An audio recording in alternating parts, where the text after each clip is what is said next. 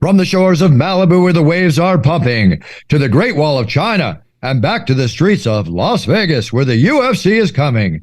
We are live. It's Time Radio, the show where we talk about what you think about but may be afraid to voice. Do not worry. We will voice it for you.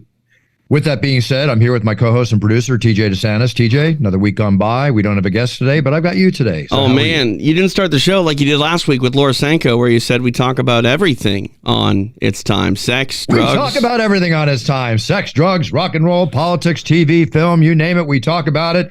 UFC. It's No Holds Barred Radio, folks. Hi, I'm here with my co-host, TJ De Santis. I didn't mean to make you go into the whole spiel. I thought it was funny last week because when he said that, Laura Sanko was like, wait, are we talking about sex? Did a double take, right? Yeah, very funny. How are you? I'm good. Very productive week. Overly productive, to be honest with you, but there's no complaints about that. I saw you yesterday. I think it was on Instagram. You had a live video, which, by the way, you're doing so many live videos on Instagram. If people aren't following you, they should. At Bruce Buffer UFC. But I think you were in your home, and your dining room table was just full of these 8x10s that you were signing. It was more than that. I mean, yeah, I've done a few live videos now, getting social media savvy, shall we say. Right. But anyway, it was a fun live video because Dan Wilkin, the friend of the show, who is the Pawn Stars TV show expert. Yeah, we've had him on a couple times. He's a great interview. We should have him back again. He's coming back. When all the material I sign and some other special things he has, we're going to have him on in the next few weeks. But what happened is that he came over, about 500 items, various pictures, which you saw in the live thing. I'll be making another post showing the other items. Every trading card ever made of me, from the Topps cards to the Leaf cards to the Upper Deck cards to the Panini cards, rookie cards from Topps, which he told me my rookie card now, unsigned, is like $200. Really? Signed and graded is even more. No kidding. And I went in my storage unit, and I found the Topps sent me about 50 of them. Wow. I have in a container, which is really cool. He's like, I need to get those graded and everything. It's tedious, but it's worth it. If you have cards, you want to get them graded by the other gentleman's company that was there in that live interview, or live, whatever you call it. Was that PSA? That was the PSA guy. Yeah. And when you have a card, let's say you have a card that sells for $200, but it gets graded and it comes out at an 8, 9, or hopefully even a 10, if you can get that, right? It's like $500 with the PSA grading. Then I signed all these cards, hundreds of cards, hundreds of photos, like I said, and also a bunch of gloves, and people like these microphones. The microphone with the signature on the end. Yep. And I did all that, and it took about, he said, we'll need about 2.5 hours, and I was an animal, and I finished in an hour, 20 minutes, but it was all really good stuff. So he's getting all that out, and, it's amazing, TJ, the PSA gentleman and Dan, they backed, gentleman's name, Michael, and they backed up the fact that UFC Collectibles, the cards are just in fuego. They're on fire. Fire. Do you know what the biggest selling card in the new Panini is? I'm talking big selling card out of all the fighters. No. Take a guess. All the fighters. And it's not even a fighter. Joe Rogan? Hasbulla. Oh, okay. All right. Yeah. Hasbulla has become, according to him, one of the most famous people in the world. Yeah. There's a bunch of Hasbulla merch on the concourse at the UFC live events. Which is interesting because, obviously he's not a UFC fighter, but, you have to call him a UFC personality. He's a personality. We should actually try to get him on the show. I have no idea how, but we need a translator, no? Not quite sure. He was on Mike Tyson's show, but I'm not quite sure. I think Mike Tyson, when he was on his show, picked him up thinking he was a baby. And I know he did. I know. Yeah. What are you going to do? Hey, whatever. I'm sure he faces that a lot, but it was very cool to hear that. So good for Hasbulla. He's making a little career for himself, quite a big career for himself. Hopefully he's making some coin out of it, monetizing it. But either way, the young man is traveling all over the world, so good for him. But isn't that interesting, Hasbulla? Yeah. So, we live in a time now, and you know this better than anybody. You've been in this business for a long time, but everybody has a brand. Even if you don't want to have a brand, everybody's got a brand. And, you gotta manage it and, take care of it and nurture it. And, the sky's the limit in a lot of ways. But even if you're an entry level person in a big company, you have a brand to your coworkers, and you gotta make sure that brand is strong. Like I always tell everybody when I not preach, but when I teach marketing and branding, you start off with the base, you build out of the base, and all the revenue streams come out of the base. For me, it's the UFC Octagon I built it from. For Michael, it's the HBO boxing ring. Right. For you, it's it's your commentary and everything you're doing here, Fight Pass and all. Yeah. Just got to make the most of it. But yes, brand building is very important. If you want to have a branding show, I'll give all the advice I can, but I'd like to have somebody who's building a brand on so I can look at how they're building it. Not tear it apart, but build it up. I mean, that's what I do. I mean, I build brands, but I only have the time to build 2 right now. Well, but you're also not just talking out of your ass either. And when you talk to people about their brand, you're helping them out and pitching them. The company that you co-founded in Millions and Millions.co is on fire. By the way, there are so many athletes and personalities that have products there that it's pretty crazy, because I get these ads on Facebook or Google, and it'll be or even just social posts of athletes that I follow. They're telling me to go to Millions.co and buy some of their product line. John Anik is one of the highest selling merchandise people on Millions.co. His One More Sleep, they're doing more shirts of that, selling a lot there. Other people doing very well. A good friend of mine named Sanella, who's a yogi. Mm-hmm. Right? She has SanellaYoga.com, which I encourage people to go check out if they want to practice yoga online, because she's amazing at it and very inexpensive. So with that being said, we're not just taking athletes, but like Brittany Palmer and Ariane are on there. Sanella's on there, and she just told me last week that she sold 8 or 10 items of her Sanella Yoga logo. Wow. Merch. When you look at it, they do a great job. It's like a really cool logo. Yeah. So you have all different types of athletes, including, a great yogi like Sanella Yoga. I mean, you got to check it out. It's like if you really go through the roster of people on Millions.co, it's a variance. Football, baseball, basketball, college, NCAA. We have actually 3,000 plus athletes signed up. That's crazy. Which over 2,000 are active. That's amazing. I don't want to turn this into like the TJ De Santis, self-help class, but I do have a question for you when it comes to branding.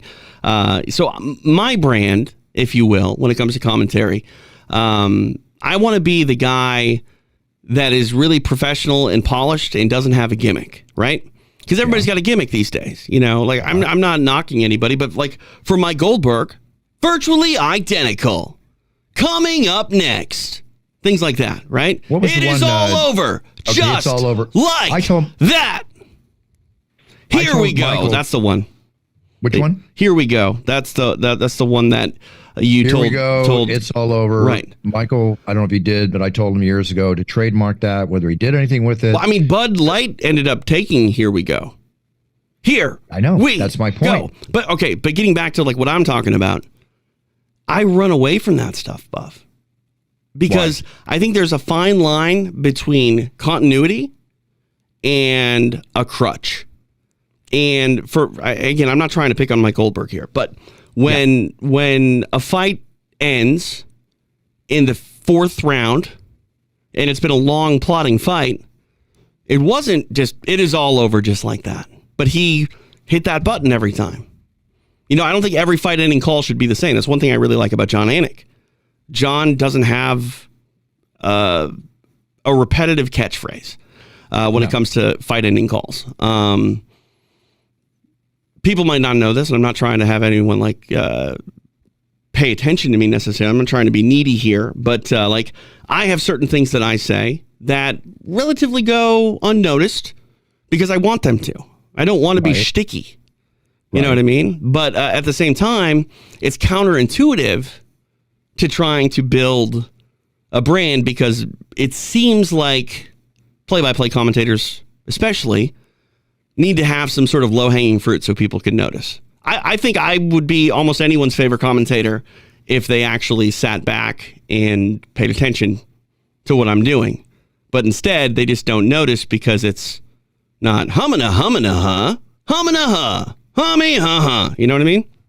Well, yeah, but at the same time, if you're doing it, you want to do it where, look, it's like running multiple businesses half-assed. Mm-hmm. Okay? You want to have a catchphrase, or if you want to call it that is going I have one. Which is?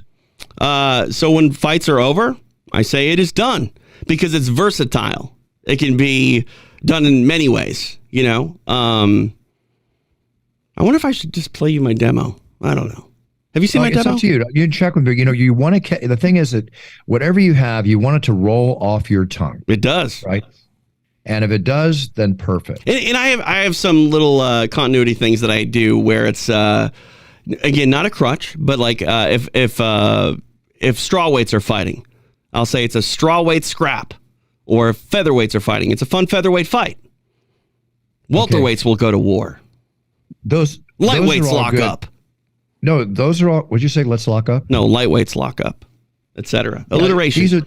These are variances of phraseology that you're using during your commentating, which work, but you want to find one key thing. Like, again, you mentioned all the ones with Michael. I have one key thing. Give me the one that stands out. It is done. Okay. So you should join millions.co. Right. We should be making your merch. It is done. I don't know if it is done works on a t-shirt, Buff. I don't know either. Right. I don't know either. Have you joined millions.co yet? No, there's nothing to sell. That's my problem. My brand is being the guy that elevates the fight, elevates the color commentator, and stays employed. Right. And I'm doing a good job at that. But unfortunately, like I don't even have an MMA commentary gig right now. Think about that. I'm calling boxing. You don't have an MMA commentary. What about Invicta? And I left Invicta over a year ago. Oh, geez, to show you how on target I am. It's all right. Bottom line, TJ, once you get to that point, you find that one thing that works, and I'm going to use Mike Goldberg as a comparison. He should have trademarked It's All Over. He should have trademarked, what's the other one? Here we go. Here we go, but I think It's All Over. Virtually identical. Here We Go was good. Here We Go was his thing. Both of those were good, and look, it was taken by somebody else. Pure example, if you don't act, somebody else acts on it, you lose it. See, I'm not trying to come up with trademarks. I'm just trying to make the people love me. That's okay. People love you, TJ. Do not worry about that. Yeah, but I mean, like again, I just said I'm not even calling MMA fights right now. No one knows that. All right. Well, you know what? You need a job. Okay, everybody out there, TJ De Santis is available. Thank you, Bruce. MMA. You got it. And UFC, take note. Contender Series. I think one of these days you're going to get on one of these shows. Well, I think I'm good enough, but it doesn't matter. I know you're good enough. I don't know if I necessarily need to call a UFC fight for any sort of personal validation. I would love to be there. Don't get me wrong. But I'm very happy with where I've gone in MMA, and I'd love to go many other places. But the bottom line is, Bruce, I just want to work. I want to call MMA. I love calling boxing. I love calling jiu-jitsu. I love calling combat jiu-jitsu. But like I said with Tom Loeffler last week, I'm an MMA guy, and it just feels weird not calling MMA. That's your place to be, JJ. Stick with it, and just again, you've got the understanding, you got the information, you know what you need to do. When the time is right, you act on it. Okay.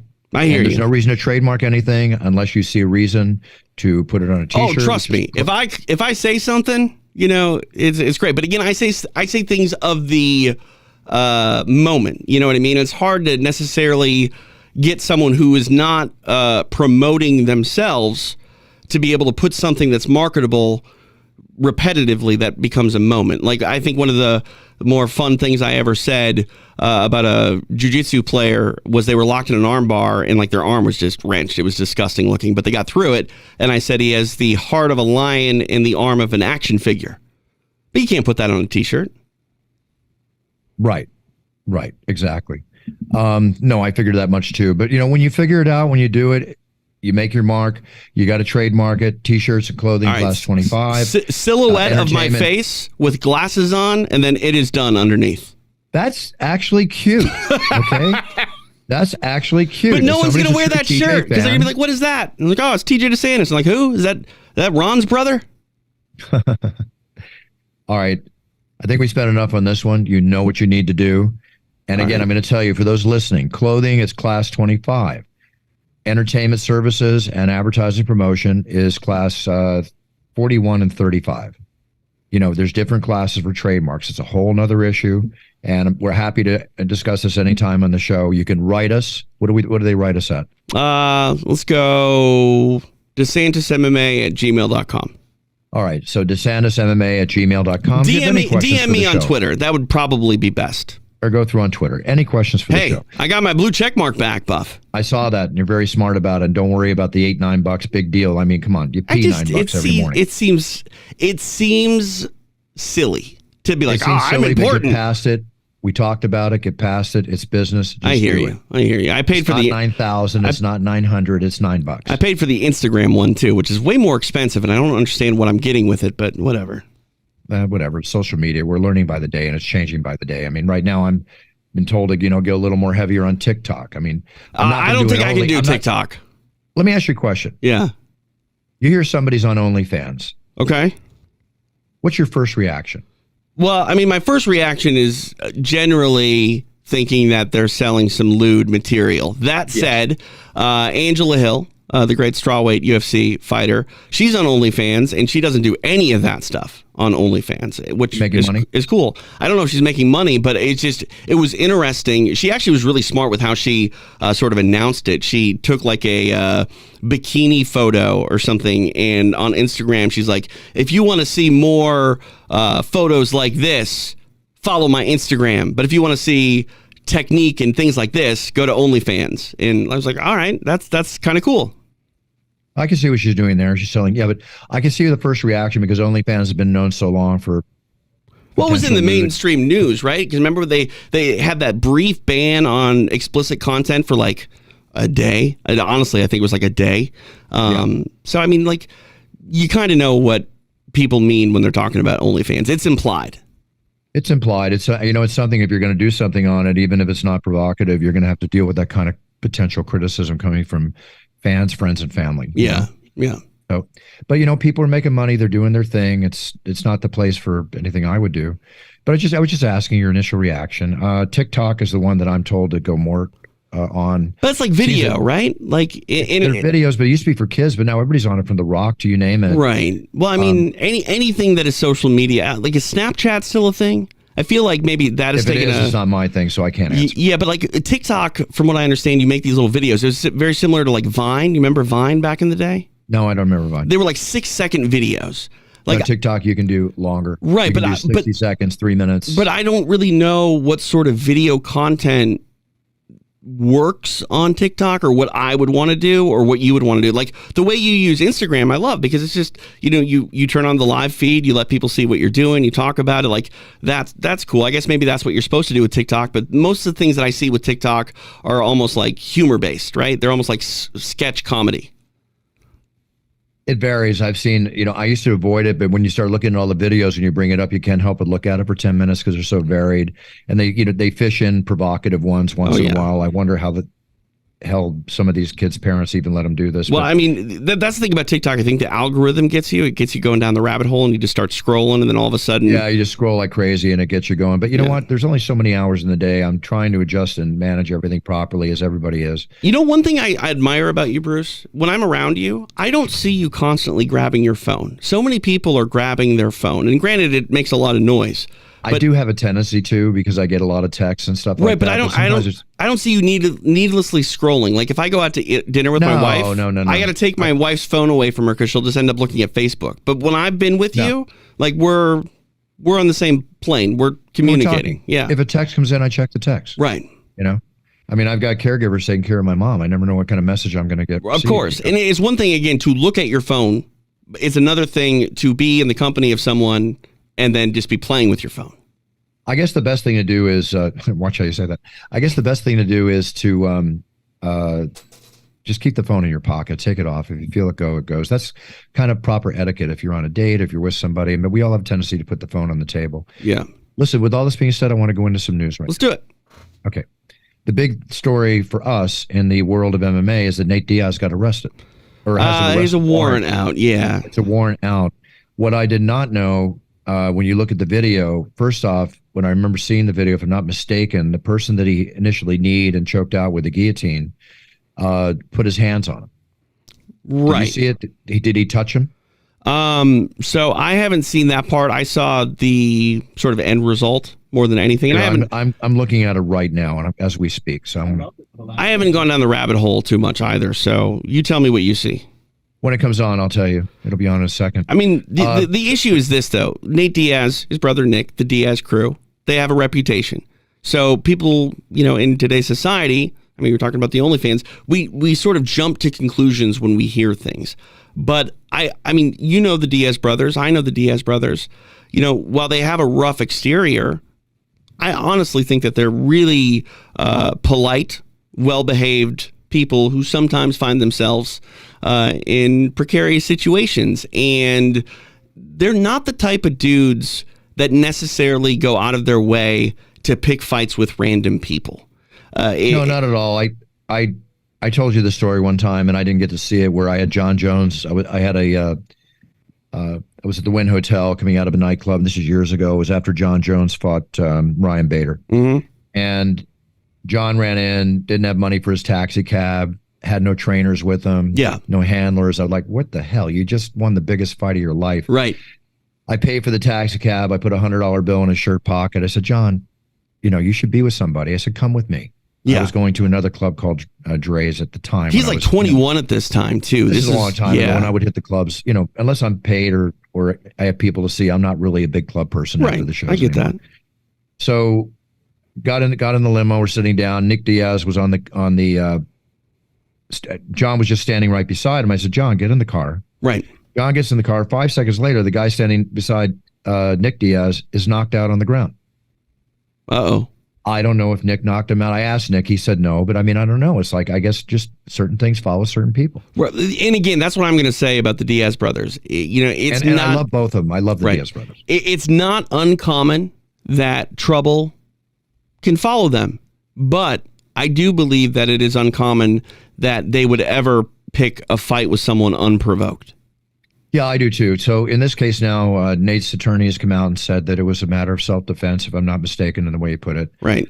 Two sides to every story. He was aggressively pursued by this guy who was kind of a Logan Paul lookalike, but supposedly is a trained fighter himself. Right. And here's the thing. I mean, you know this better than anybody. We've talked about this. Like, if you're in a street altercation, the goal of anything in something like that is to end it as quickly as possible and get to safety.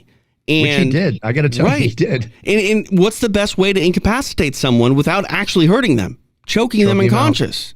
Yeah. Again, I have a hard time watching street fight videos because I don't watch them. Like I don't like it. I feel gross when people knock someone out and they hit their head in the ground. That's the scariest thing I can think of seeing. Yep. I've seen enough in real life, and I've seen that situation happen. And I remember I had to get out of a situation after I came out of one time, and it was a big brawl that occurred, and I'm protecting myself and dealing with what I have to deal with. And I see to the right, like out of a movie, this guy out of his arm dropped an entire tire chain. And he hit the guy in front of him and kept hitting him. Oh my God. Yeah. And it's like, this guy's dead. And I just got out of there. It's like the situations get so bad. So, I mean, literally like a movie, dropped out of he knew what he was getting into. He was prepared, dropped out of the side like a secret agent drawing a weapon. Yeah. It was crazy. But aside from all that, I've seen enough of those altercations. I don't get off on seeing them. I don't like them. I realize how bad violence. they are. They're crimes, honestly. Like, it's assault. It's crimes of violence. You gotta be careful. The thing that I hate too is, like, when someone does incapacitate someone in a street fight, it seems like the new normal is to start soccer kicking them. It's like when you've won the confrontation, remove yourself from danger, because even if they're unconscious, you don't know who's coming to their aid, etc. Like, if you're able to choke someone out in a street fight, get the hell out of there. Just get out of there. Right. And that's the thing, too. But you got to assume responsibility for what you did, and that's what Nate's going to have to do. Sure, but I mean, that's the thing, too. Even about, like, going the other way and trying to hit guys, you're going to break your hands. Like, the human hand is incredibly fragile, and when you're someone like Nate Diaz, who is going to make a box for the biggest paycheck you'll probably ever get, you should not be, putting those hands in harm's way. So I just said something about a paycheck. I want people to realize, from my knowledge, Nate has made well over 5 figures of $1 million in a single fight. Right, but I mean, but this fight could bring him a lot of money. Yeah, I mean, I don't. But now he's come out and say potentially. I read where he said, because of his legal battle right now, there could be an issue with him fighting. Yeah, I think that'll get sorted. I mean, it's unfortunate. I would think that Nate would think better of this. The video that I saw that was not a great move by Nate. He was, I think he was at a boxing event. He was sitting front row, and there was someone behind him said something, and he, did the old Diaz brothers trick and found a bottle of water and threw it at the guy. And it's like, what are you doing? You can't do that. The guy that was behind him, I think his name is Moore. He's an influencer, if I'm not mistaken, who was in a boxing match last week where he was DQ'd. He was disqualified because he knocked out the guy, and then he continued while the guy was flat on the ground to pummel him. What are you doing? That's what I'm saying. Like, come on now. That's terrible. You're not proving anything. Times are changing. People do not understand that unless they're our age to understand that times are changing. So it's going to be very interesting to see where we go.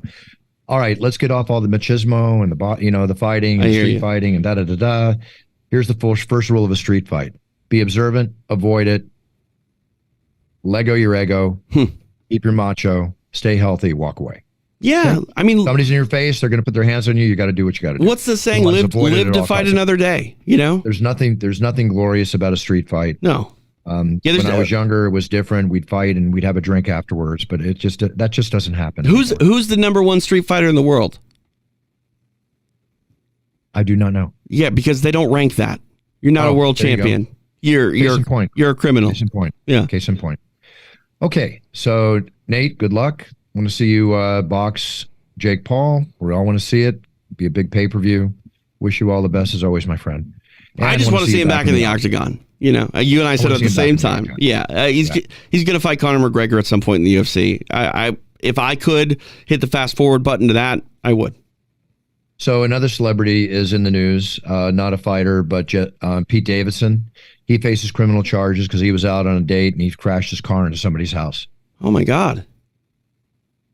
Any other drug information? And alcohol were ruled out as factors of the mishap. He was traveling in high speed, and just being reckless. Must have been a really reckless speed. And he crashed into the side of someone's house. No one was injured, and his car looks like it's been relatively front end totaled. Wow. No excuse for that. No excuse for that. I mean, usually he's in the news for kissing a Kardashian or doing something else, but no.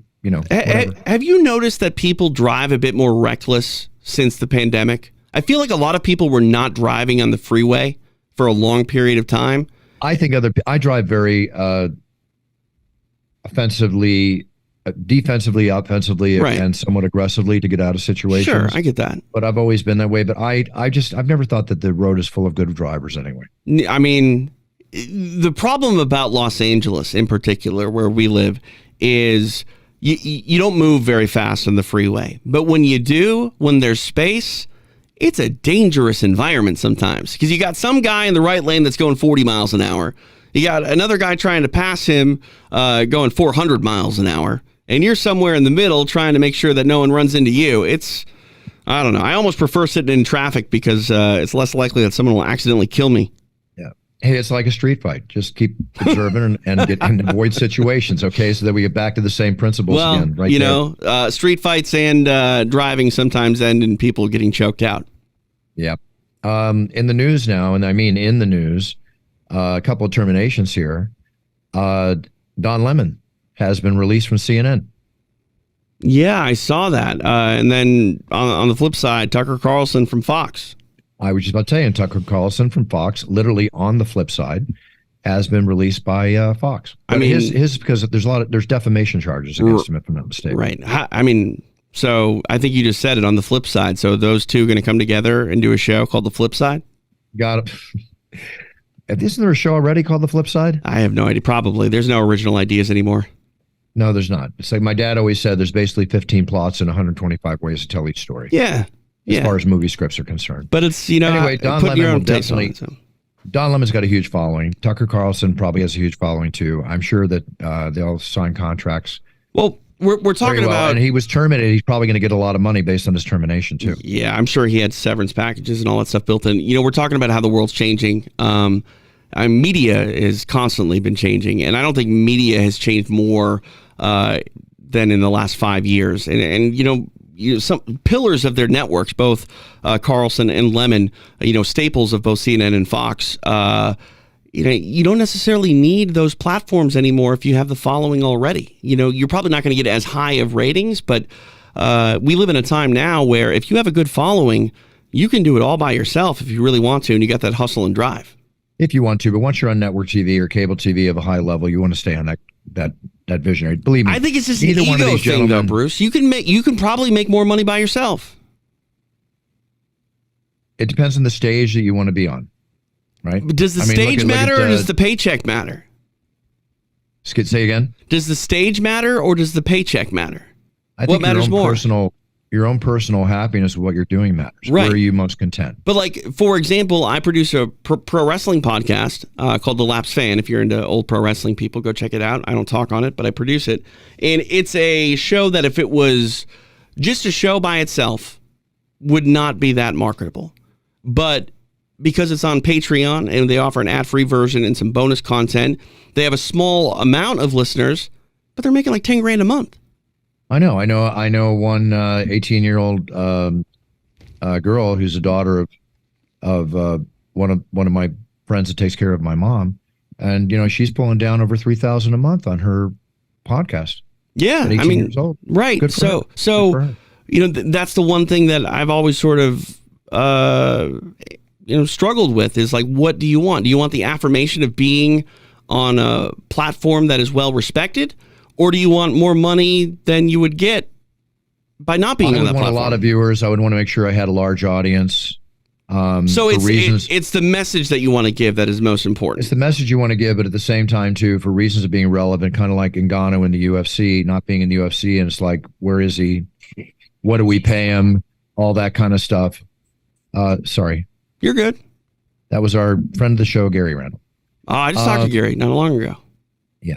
So it all depends on where you want to be. If you're doing stuff on the sideline and you want to promote and create products, whether like I do, you need to be in a public view. You need to have the biggest way to stay relevant to being influential and popular to your buyers. But that's your need to want to be influential and popular to your buyers. But if your money is being covered, it doesn't necessarily matter. It's all personal choice. I hear you. I'm with you. I believe that, like, if I'm going to talk, I would rather be heard by as many people that are interested as possible than by a small amount of people that are willing to pay me more money. But look at me. It's all personal choice. Right. Okay? I hear you.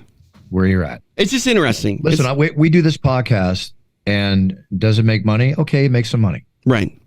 Am I pushing this podcast to try and get Spotify, Joe Rogan type attention and all? I've never done it that. This podcast is a labor of love. Right. And something that I like to do.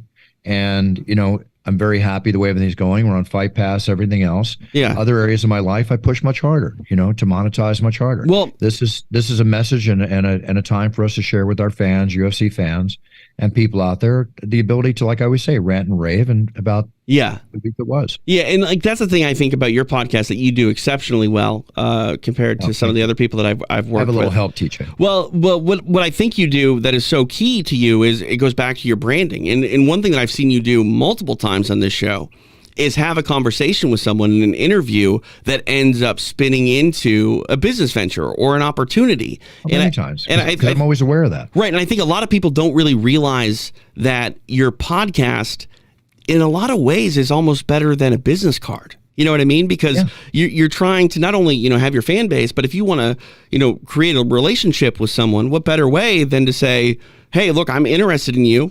Come on my podcast. Let's have a conversation and see where it goes. Absolutely, no question. And that you're completely correct. And also too, just like when you put the commercial in the podcast for my videos and audios that I do at brucebuffer.com, right? I mean, obviously it's a set qualified audience. Right. And by the way, I want to thank everybody again. Father's Day is coming up, graduation's coming up, the Cameo orders coming in, your video orders that you send to brucebuffer.com. I love doing Father's Day messages, aside from all the birthday wishes and the weddings that we do and everything else. It's thanks again, everybody. I really appreciate it. I upped my price, by the way, Buff. I kind of went maybe too high now. What did you up it to? $39.99. You're fine. You're fine. Well, completely worthy. Well, completely worthy. No one's paying for it That's yet. on Cameo, folks. People, go see TJ De Santis on Cameo. Yeah, I actually just got a text message that said my Cameo app is out of date. I need to update it. Update it up. Hey, speaking of Gary Randall, our friend of the show and sponsor of the show with his company, the website for medical knowledge, medicaleverything.com. The cold plunge, which has been around for decades. Right. But now is a trending, if not extremely popular, fountain of youth for many people, including myself. I love to cold plunge for many reasons, and I have a cold plunge, an actual tub, being delivered here next week. Really? Yeah. Wow. What made you do it? I was at the Tough show. I did the coaches challenge, and I can't tell you anything more about that. Okay. And I happened to see one of these tubs. Yeah. And I thought, wow, this is great, because I have a pool that I'll jump in the morning, because when it's been cold, and it's very cold. Yeah. And the effects have been amazing. So right? you feel like refreshed There's or no question whether reinvigorated? It's muscle, injury, muscle aches, well-being, right? So mentally, you feel something mentally? Absolutely. Really? It's like you want to charge. It does have a very positive effect for me. Right. So what about am physically? going to cold plunge every day. So, because I've heard like the idea of the cold plunge is that all the pain in our bodies is all linked to inflammation. They say. Well, that's what it is. It totally reduces inflammation. Yeah, it doesn't. I don't want to take Advil and all these things. Well, destroy your kidneys. kidneys. Do it a natural way. Yeah, I mean, Advil's really bad for you. Ibuprofen will just lead you to an early grave. It might get you out of pain, but it'll lead you to an early grave if you take it too much. Absolutely. But let me tell you real quick, but go to medicaleverything.com. But when you read this, you'll understand you only need 3 minutes. Anything over that, the effects have already been done. That sounds like a long time, though, in a really cold place. It's very cool, and I like putting my head underneath the water. But you're talking improved circulation, inflammation's reduced, your energy's increased, and your mood is improved. I think everybody wants that. Have you done the cryotherapy ever? I've done it before, yes. See, I'm interested in that, but I think that the cold plunge might be better because it's not. I like the cold plunge better when I think back. Yeah, because it's not just on one area, right? It's your whole body, and you're going to get a result. You might be able to reduce inflammation in your body in a cold plunge that you didn't even know was in a part of your body that was a problem. I'm just going to tell you right now that I highly recommend it. So check it out. Go to medicaleverything.com, read this article. How cold are we talking? 37 degrees you can get it down to. Wow. Yeah. Wow. Where does this go? Does this go outside? It's outside. I'm going to put it by my pool. Nice. That way I can get in and out of the jacuzzi or in and out of the sauna and go into the cold plunge. Oh, that sounds amazing. It sounds like you might have a heart attack, but it sounds amazing. Hey, I don't want to rob the Octagon of my prime moment, but we'll see what happens. There you go. Yeah. I think the effects of that is to help you not go through that process. But speaking of medical, Frank Shamrock, he pledged his brain for CTE research. Yeah, a lot of athletes have done that, which, I think combat sports athletes in particular should do that. I understand everyone has their own beliefs, and some religions would get in the way of donating your brain and things like that. But the more information we can gather about athletes that subject themselves to full contact in combat sports, football as well, things like that. You're just helping the future generation to not suffer some of the same ailments that you may have after a long career. Yeah, exactly. So I think it's a very, call it a wonderful thing or a very grand thing he's doing, to do that. I don't think you need it when you're dead. No, you don't. But at the same time, he's been through so many wars that his brain will be very interesting to look at for the reason they want to look at it. I mean, because that's the thing I think we're finding out. I'm sorry to cut you off. Is not every brain is equal. I don't mean by intelligence, but like some people are more susceptible to things like CTE than others, and we don't exactly know why. And the more brains that physicians can look at, the story, we can find out what's going on. Yeah, no question. Yep. A couple of interesting stories here, health-wise too. A Canadian actor named St. Von Colucci. He died after having 12 plastic surgeries, spending $220,000. He wanted to try and look like somebody called a BTS star named Jimin. But he went through 12 plastic surgeries and in a South Korean hospital and finally died as a result of one of the plastic surgeries. I mean, I hear things about people going down that rabbit hole and then they become addicted to getting it done. This is an addiction. Yeah, this is an addiction, no question. And that's one thing too. Like this wasn't necessarily done for age, but you and I have talked about this. I just don't have a problem with people getting older and looking like they're getting older. There's something beautiful about that, and it is. But as a man, we age gracefully, and women are obviously whatever they. Not all women, but yeah. Not all women, but I'm saying it's wonderful to age gracefully. But if that is your choice to do so, do it in a healthy, proper way. My only thing is when I see 20-somethings doing it to themselves, there's no reason to do it to themselves. Yeah. It's like you're just going to keep doing this and doing this and doing this, and more cases than not, you're going to do it to the point where it's a little too much. Well, I have some friends that are not going the plastic surgery route, but I can tell that their beards are looking a little bit darker. Their hairline or their hair's a little bit darker, and I'm just like, does that really bother you? Like you're going, like it's natural to go gray. Like I don't. It all depends on the individual.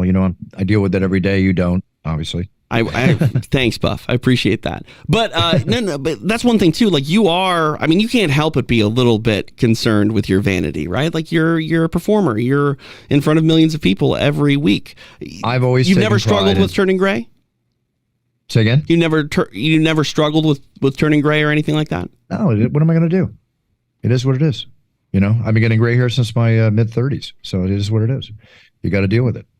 Vanity enters the picture. I like taking care of myself. I like looking the best I can be, and there's nothing wrong with taking care of yourself, right? Right. No, 100%. As far as putting stuff in my body and stuff in my face, I don't do that. I don't care whether it's Botox, ab implants, or whatever. Forget all that stuff.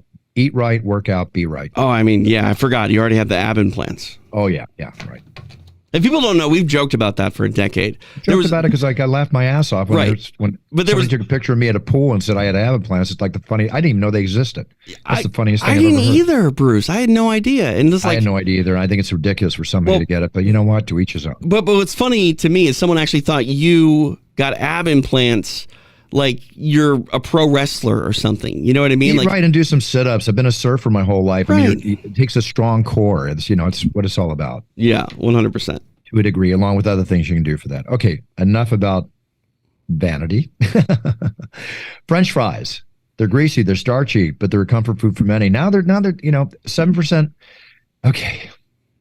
Consumption, now they're saying a research team in China found out that consumption of fried foods, especially fried potatoes like French fries, are linked to a 12% higher risk of anxiety and 7% higher risk of depression from those who don't eat fried foods. Buff, you are what you eat, right? Isn't that the saying? There's an example right there. And I don't know. I'm not telling you to stop eating French fries. God knows we all love them. Just don't do it every day. Everything in moderation, my friend, no matter what it is, and I'm not going to go down the list. Right. Okay? Everything in moderation. All right, that being said, Aaron Rodgers is away from Green Bay. He's jet setting off to New York. Yeah, I made a tweet, and I was joking about this, but I said I've seen this one before. He goes to play for the Jets for a year, and then he leads Minnesota to the NFC Championship game where he blows it, a la Brett Favre.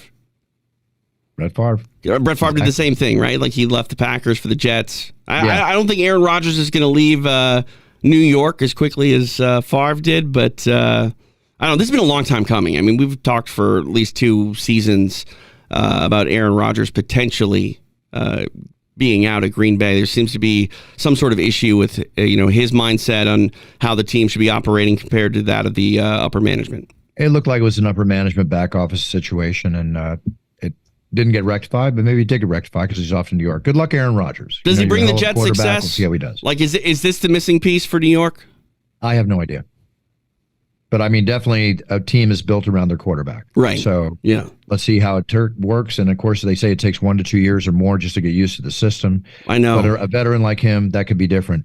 In horse racing, we've discussed the fact that horses die almost every day in training and on the track. A couple years ago, it was just absolutely out of control. It was like 5 a day back then. Yeah. I don't know what it is today, but the horse jockey, Dean Holland, it's a dangerous sport.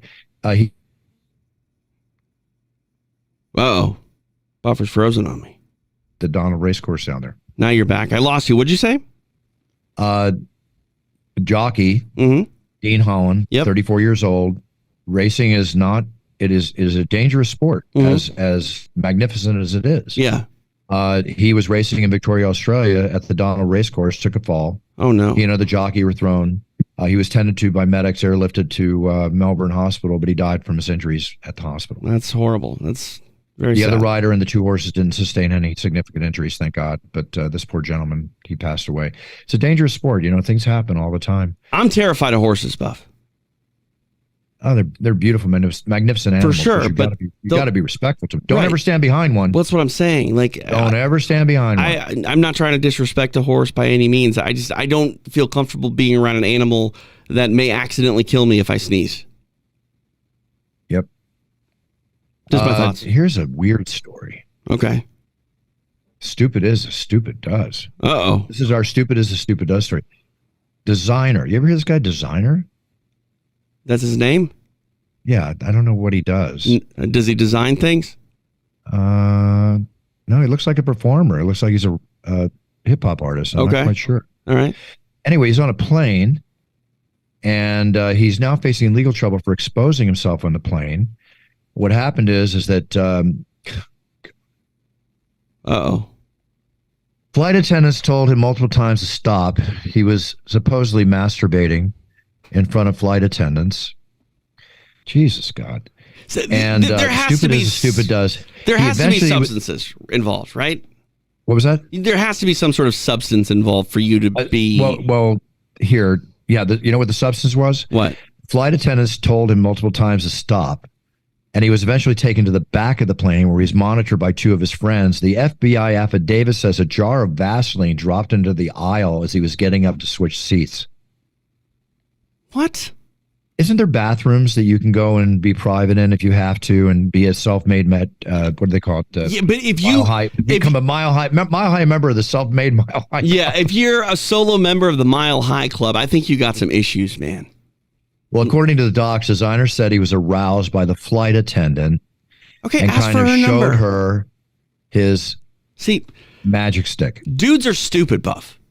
This dude is stupid. But guys in general seem to think that women have the same sort of sexual personality as they do. Men are visual, right? Like, we're very visual people. Yes. Not to go into any further details, but men are visual.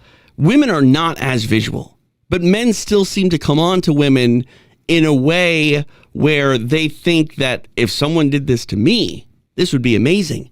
I promise you, if you do that, 99.9% of the time, you're going to have the opposite reaction of what you're trying to accomplish. Well, I agree with you. And in this case, he's a rapper. And he said he got ill during his trip. He was given meds, which he said made it cause some sort of chemical imbalance. He also claims he's been struggling mentally for the last few months, and he's going to get help. Okay, buddy, good luck to you. You do need a little bit of help. Privacy is privacy. Pick a better place. Okay, next. Yeah. Want to thank the sponsors of the show, Puncher Chance Bourbon, knocking down the doors. And now we are entering Canada. Hopefully I'll be able to do an appearance. We're in Vancouver in June. Very excited about that. In England, just go to puncherchancebourbon.com to get a bottle sent to your house, or go to your local department stores, Bevmo. Tons of different stores have it. So enjoy that. Drizzly will bring it to your front door, by the way. Right to your front door. It's Time Cologne, another sponsor of our show, and I'm very proud of it. Still one of the fastest selling colognes on Amazon in the United States, and the 5th fastest selling cologne in the UK. Back in stock, right? On Amazon in the UK? Back in stock in the UK. The US has plenty of stock.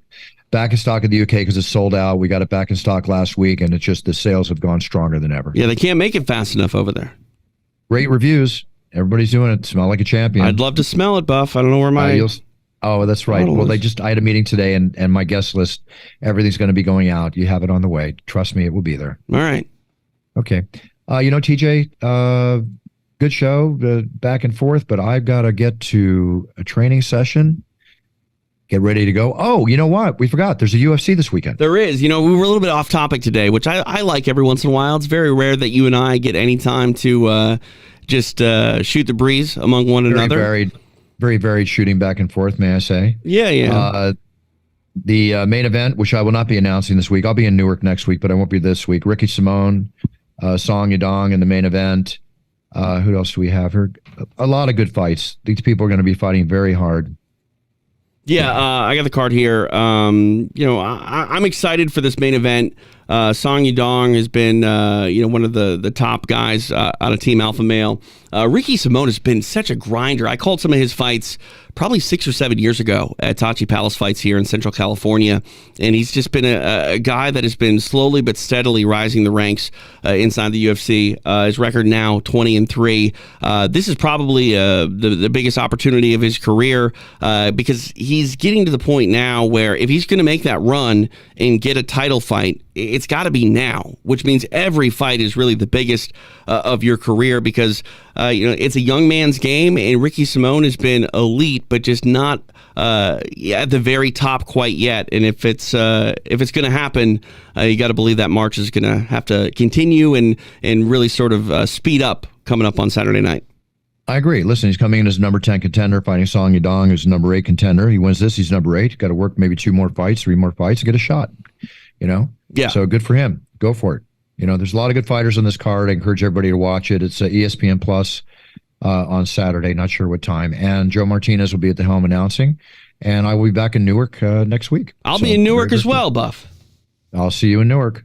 Yeah, we got to figure out what we're doing. There's a chance that might have a dinner with Longo afterwards, so hopefully maybe you can join. I would love it. Ray wanted to be here today, but was working with Matt Frivola and was unable to make our showtime. But obviously he's got a big weekend coming up out there with Aljamain Sterling. Talk to Ray. Sorry to step on you as always. Talk to Ray. See if you can set a dinner at that great Italian restaurant that we went to, and we'll all go there after the show. I'm down. I will get on that immediately following today's show. Get ready to gain 3 pounds. It was a lot of fun. I mean, come on, being Buff. with Ray is a lot of fun. So I'm Italian. I'll gain 5 pounds. It's real Italian food. It's Frank Sinatra. You think Frank Sinatra is going to walk through the door, or you're going to get whacked? One or the other. I mean, it's really, really cool. As long as I get a good bowl of pasta, I'll go through hell for it. Let's go. No problem. You'll get that and much, much more. Much, much more. All right, TJ, sign off and let's see what's up. Follow me on Twitter. I got the blue check mark back at TJ De Santis. I'm on his Instagram as well, at TJ De Santis. I got extra rounds coming up. We're streaming this actually today on Friday right now. If you're watching on the UFC Fight Pass YouTube page, stick around. I'm going to be joined by Jens Pulver. We're going to watch Pride Final Conflict 2003. It's crazy to think that Pride was around already 20 plus years ago, but we're going to go back to one of the seminal moments for Pride FC and watch a show that featured the first meeting between Chuck Liddell and Quentin Jackson. Spoiler alert, the finals were Quentin Jackson versus Vanderlei Silva in a crazy fight. Minotaur Nogueira fought Mirko Krokop. Just a great show from yesteryear, among many that are available for you on UFC Fight Pass. But stick around for that. And that was 2003. That was not the New Year's Eve show. That was not the New Year's Eve show. Nope. Yeah, because 2003 was when I did that Mumbai show in Kobe, Japan. That was a big year for fights in Japan. That was awesome. The one where Rich Franklin fought Lyoto Machida. Fedora was there. Yeah. Overeem. People don't know about Japanese MMA like they probably should. And New Year's Eve in Japan was just something else. 3 shows that night. I know. All on national television in Japan. Taking over 50% of the viewing audience. Crazy. One of the best after parties. That was the party I told you that Fedor and his brother put me in the arm lock and threatened to break my arms. We have problem? Bruce, do we have problem? Careful when you talk to the ring girls, gentlemen. Make sure they're not with anybody else. You didn't have a problem. You were fine. No, I was fine. So it was very interesting, especially when all the fighters in the corner see it happen, and I walk over and Barnett and Rico Chiapparelli and all these guys would go, "Hey," I go, "Where were you guys?" I go, "Nope, that was in so many words. Right. That was your thing, Bruce." Yeah. Thanks, boys. Appreciate You're on your own there, Buff. I know we're running over that. You have to read the book. I tell the full story in the book, but okay. No more shilling. TJ, we will be back next week. Everybody, thank you so much for joining us on the show. Love you all. Really appreciate your viewership. Make sure you subscribe to our channel on YouTube if you're listening on Spotify or any of the other channels. Check it out visually. We have some great guests. The videos are a lot of fun. And everybody have a great week. I will see you next week, and set your goals, write them down, make sure you're fully knowledgeable about them, passionate about them, willing to monetize them. So when you step on that yellow brick road, you perform at your best, you be your best, whether it's a champion, number 1 or number 10, perform at your best, be the best you can be, and you'll be winning. That's what it's all about. Be a role model in your sphere of influence, show everyone respect. Big cheers, no fears, everybody. See you next week. Buffer out. It is done. It is done. It is done.